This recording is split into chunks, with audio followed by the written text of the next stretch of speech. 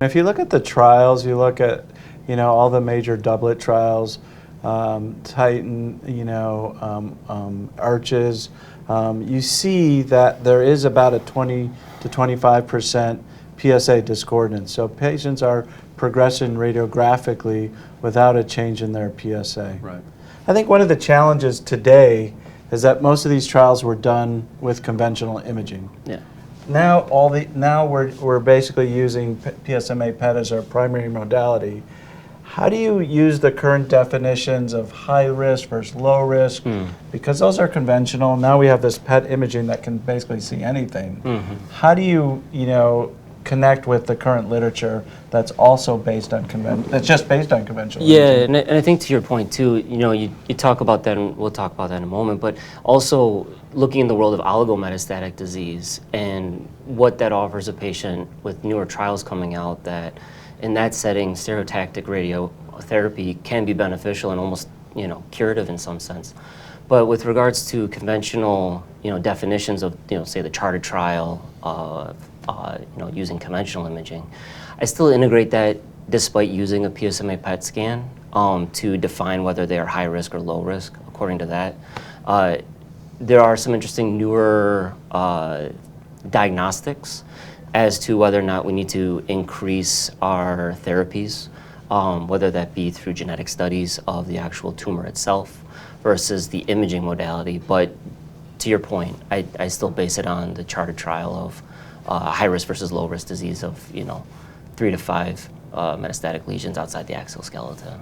Yeah, anyone look at it differently or have a process? I think like Josh said, between Latitude and Charted, that's kind of, we still conventionally look at that. Yeah. I just think we're finding more obviously now using PSMA PET, but I think that's good. That's really what the disease is, so that we should know what it is.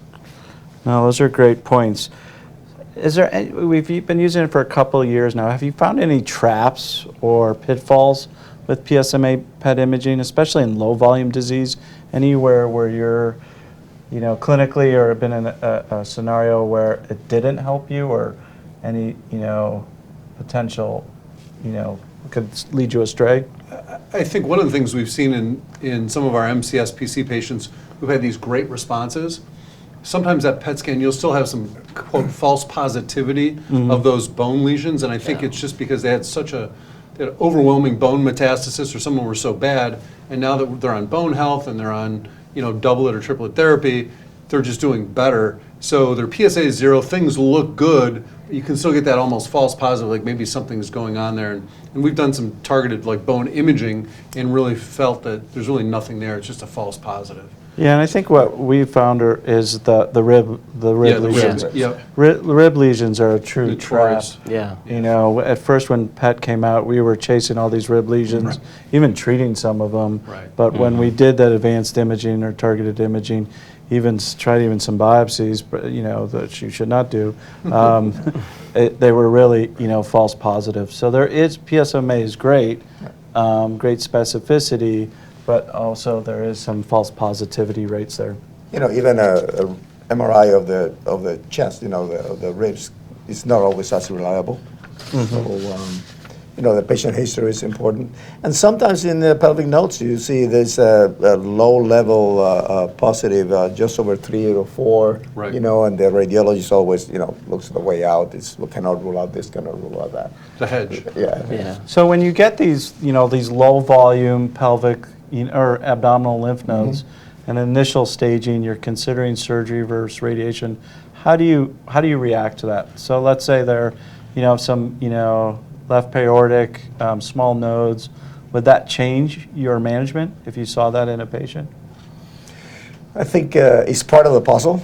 I don't think that alone will change it. If I have a patient who's, I think it's a higher risk to have, small volume nodal disease in the retroperitoneum, yes, it might change it. Or I may start a course of ADT, for example, for a few months, and then repeat the imaging. And if I see any response, then that points that it was truly a metastatic deposit.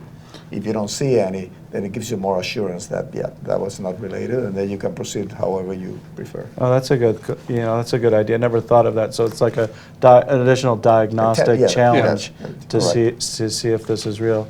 Ken, any other differences? No, I don't think so. I mean, I think that's a great point. And I think just with regards to seeing really what's going on, PET's helping us, some false positives like the small volume lymph node, things like that. But again, I think being aggressive is key and really finding out what's going on. And I know we're going to get into it, but really being aggressive in those patients when it comes to multimodality therapy is the key. Yeah, no, let's go to that now. There's, significant copious amounts of therapies that we have available to us that weren't available just a few years ago. How do you decide who should be treated and who shouldn't be treated in that mCSPC patient? So I'll get on my soapbox for a minute. There's some data. There was a study that came out a couple years ago looking at in urology offices with mCSPC patients that probably less than 30% were being treated appropriately. They were still getting either hormonal therapy alone or maybe bicalutamide, which obviously we all know is the wrong answer. So I think our job is to, and I know you're this way too, about guideline-based medicine, right? We have our own guidelines here. We use NCCN. You've built our own. And that multimodality therapy of being super aggressive with these patients is, I think, critical. So number one, the gold standard says multimodality therapy for mCSPC. Unilateral hormonal therapy is always the wrong answer. Then when you get into which one, that gets a little bit harder, right? So you have to look at kind of comorbidities with all these different drugs that are out there. We have this benefit to say, hey, look, what do you want? There's all these things out there. We have to talk about the risks and benefits, all of them. Sometimes maybe we have to give them triplet therapy to maybe get to the oral oncolytic that we like the best because of ultimately the lower side effect profile for that. So I think it just depends on the comorbidity of the patient. But unilateral ADT alone is the wrong answer. Yeah, I think that's key, and that's the biggest mistake. I just saw some recent literature where half the patients in the U.S.